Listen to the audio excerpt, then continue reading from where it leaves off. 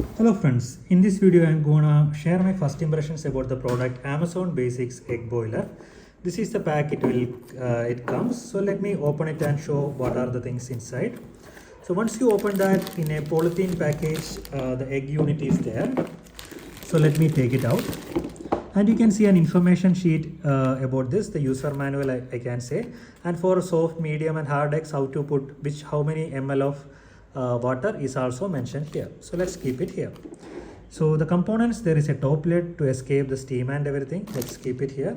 And there is a measuring jar, you can see here, up to 50 ml water marking is there. So that different egg details, according to user manual, you can put it. So this is an egg tray, and you can see there are 7 eggs you can place inside this particular tray.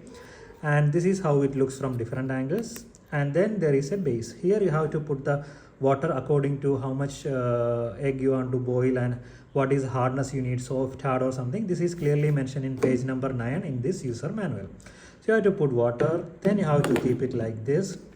Then you have to keep the eggs, then you have to close it. And after plugging in, you can just switch it on and off like this. After the cooking is done, it automatically shuts off. This is all about this product. Thank you.